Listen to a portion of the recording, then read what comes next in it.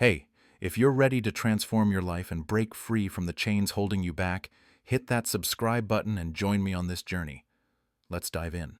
I wish someone had grabbed me by the shoulders years ago and screamed, "You're stuck and you don't even know it." I was 27, scrolling through my phone for 12 hours a day, feeling like my life was slipping through my fingers. My apartment was a mess, my bank account was a joke, and my dreams? They were buried under a pile of self-doubt and Netflix binges. That was me, trapped in a fixed mindset, believing I wasn't smart enough, talented enough, or enough to change. Then I stumbled across Mindset, The New Psychology of Success by Carol Dweck. And it hit me like a freight train. Dweck wrote, "In a fixed mindset, people believe their basic qualities, like their intelligence or talent, are simply fixed traits. In a growth mindset, people believe that their most basic abilities can be developed." That single idea cracked open my world. I wasn't doomed. I could grow. But realizing that was just the start. Because the truth? I was my own worst enemy. Let me take you back to 2020. I was working a dead-end retail job, clocking in, clocking out, and hating every second. I'd scroll Instagram, comparing myself to influencers who seemed to have it all. Perfect bodies, dream vacations, six-figure side hustles. I'd think, I could never do that. I'm not cut out for it. That's the fixed mindset Dweck talks about. The voice in your head that says your limits are set in stone. I believed I was stuck because I wasn't born with the right skills or the right opportunities. My grades in school were average, so I told myself I wasn't smart. I failed at a side hustle selling handmade bracelets, so I decided I wasn't entrepreneurial. I was drowning in self-pity, and the worst part? I didn't even see it. One night, I hit rock bottom. I'd spent 14 hours on my phone. Yeah, my screen time app ratted me out. My friends had stopped texting because I'd bailed on them one too many times, too caught up in my own misery. I was gaining weight, sleeping terribly, and snapping at anyone who tried to help. I remember sitting on my couch, staring at a pile of unwashed dishes, thinking, this is it. This is my life. That's when I picked up Dweck's book, recommended by a random YouTube video. Her words hit hard. Becoming is better than being. I realized I was so obsessed with being successful that I wasn't even trying to become anything. I was waiting for permission to change, but no one was coming to save me. The shift didn't happen overnight. I started small, but every step felt like a battle against the old me. I'd spent years avoiding challenges because I was terrified of failing. Dweck calls this the fixed mindset's biggest trap. If you fail, you're a failure. I saw it in my own life. I'd quit guitar lessons after 2 weeks because I wasn't naturally gifted. I'd ghosted a coding boot camp because I couldn't keep up with the smart kids. But reading Mindset made me question everything. What if failure wasn't a verdict on my worth? What if it was just a step? I decided to test it. I signed up for a free online course on digital marketing, not because I thought I'd be great at it, but because I wanted to prove I could stick with something. I failed the first quiz. Badly. But instead of quitting, I thought, okay, what can I learn from this? That was new. That was growth. Over the next 6 months, I chipped away at my fixed mindset. I started journaling to track my thoughts, and it was shocking to see how often I told myself, you can't do this. I replaced my phone addiction with audiobooks, Dweck's book on repeat, mixed with others like Atomic Habits. I cut my screen time to 4 hours a day, then 2. I began running, not because I loved it, but because I wanted to prove I could commit. By the end of that year, I'd lost 15 pounds, finished the digital marketing course, and landed a freelance gig that paid $1,000 for a single project. It wasn't a fairy tale, but it was progress. I wasn't gifted or special. I was just someone who decided to try. Looking back, the hardest part wasn't the work. It was unlearning the lies I'd told myself for years. Dweck says, the view you adopt for yourself profoundly affects the way you lead your life. I used to think successful people were born different, but I was wrong. They were just people who kept going, who saw setbacks as data, not defeat. I started seeing my failures as experiments, not endpoints. That retail job, it taught me resilience. That failed bracelet business, it showed me I could hustle. Even those 12-hour phone binges taught me discipline when I finally broke free. My life wasn't perfect, but for the first time, I felt like I was driving it, not just along for the ride. So there I was, starting to climb out of my own mental prison, but knowing I could change wasn't enough. I needed a plan. Carol Dweck's mindset. The new psychology of success didn't just wake me up. It gave me a blueprint. She wrote, "Effort is what makes you smart or talented." That hit me like a lightning bolt. I wasn't stuck because I lacked ability. I was stuck because I wasn't putting in the work to grow. But how do you go from realizing that to actually changing your life? I'm going to walk you through the exact steps I took to shift from a fixed mindset to a growth mindset, and trust me, they're simpler than you think. But they're not easy. If I could do it, so can you. Step 1. I faced my fears head on. Dweck talks about how a fixed mindset makes you avoid challenges because they might expose your flaws. I was guilty of that. I'd dodge anything that felt too hard because I didn't want to fail and feel like a fraud. So I made a list of things I'd always wanted to try but was too scared to. Learning to code, public speaking, even cooking a decent meal. I picked one, coding, and committed to 30 minutes a day on a free platform like Codecademy. The first week I felt like an idiot. The code didn't work, and I wanted to quit. But I remembered Dweck's words. The passion for stretching yourself and sticking to it, even when it's not going well, is the hallmark of the growth mindset. So I kept going. By month 2, I built a simple website. It wasn't pretty, but it was mine. That small win gave me the courage to keep pushing. Step 2.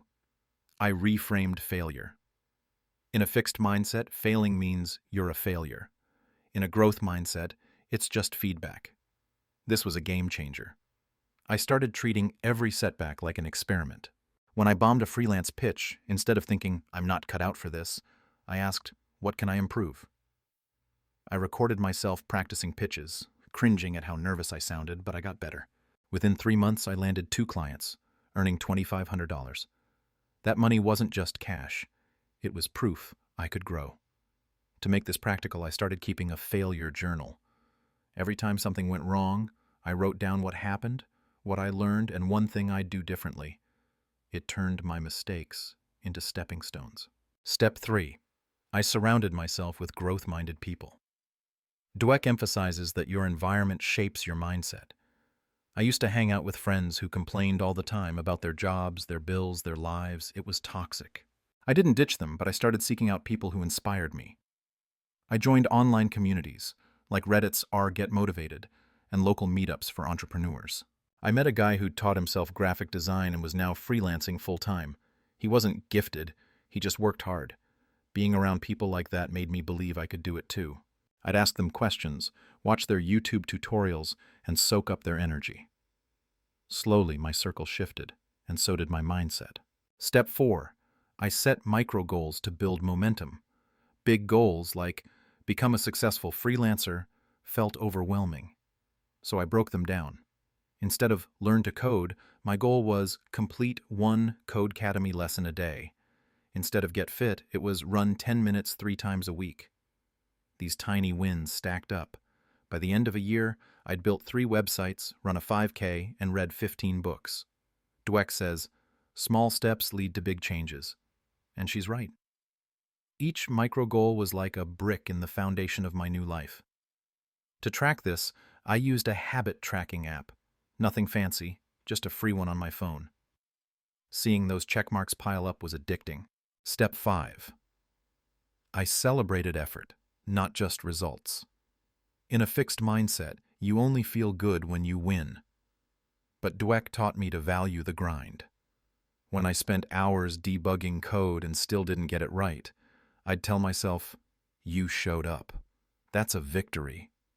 This kept me going when things got tough. For example, I applied to 50 freelance gigs and got rejected by 45. But I celebrated every application I sent because it meant I was trying. Those 5 gigs I landed? They paid $4,000 total, more than I'd made in 6 months at my retail job. That's the power of praising effort. It keeps you in the game. The results were undeniable. In 18 months, I went from a broke, miserable phone addict to someone with a side hustle, a healthier body, and a spark I hadn't felt in years. My screen time dropped to under 2 hours a day. I read 25 books in a year, learned enough coding to build basic apps, and saved $7,000. I wasn't a millionaire, but I was free from the mental cage I'd built. The best part? I started to love challenges. When a client rejected my work, I didn't spiral.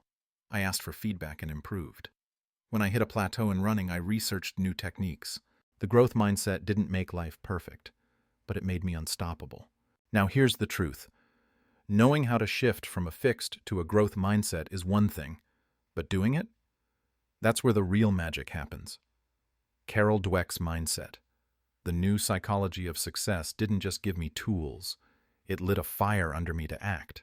She wrote, "You have a choice. Mindsets are just beliefs. They're powerful beliefs, but they're just something in your mind, and you can change your mind." That's the kicker. You're not stuck, you're not doomed. But nothing changes unless you move.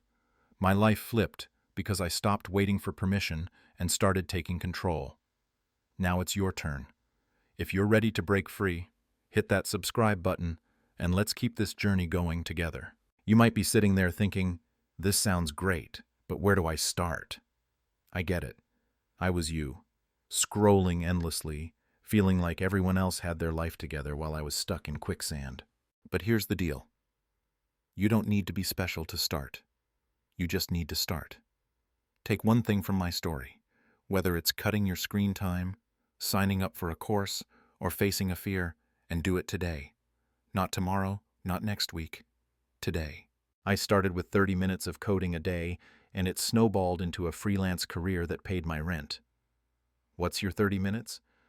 Maybe it's downloading a habit tracker and setting one tiny goal, like reading 10 pages of a book. Maybe it's joining a local running group or signing up for a free online class. Pick something, anything, and commit. Dweck's words stuck with me. The path to a growth mindset is a journey, not a race. Every step counts. Don't wait for the perfect moment either. I used to tell myself I'd change when I had more time, more money, or more confidence. Spoiler, that moment never comes. I started my journey broke, exhausted, and terrified.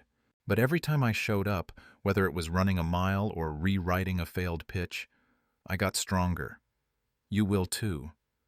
And when you hit a wall, because you will, don't let it define you. I failed 45 freelance pitches before I got 5 yeses. Those rejections didn't mean I was worthless. They meant I was learning. Keep a failure journal like I did. Write down what went wrong, what you learned, and one thing you'll do better. It's like turning your losses into a roadmap for winning. Here's something else. Surround yourself with people who push you to grow. I found my tribe online and at meetups, and they changed everything. Find one person, a friend, a mentor, even a YouTuber who inspires you to be better. Follow them, learn from them, and let their energy pull you forward. And if you're stuck in a toxic environment, start small. Join a subreddit, watch TED Talks, or comment below this video and connect with others who are on this path. You don't need a perfect circle, just one spark to light your fire. Let's talk results. When I embraced a growth mindset, my life didn't just improve, it transformed.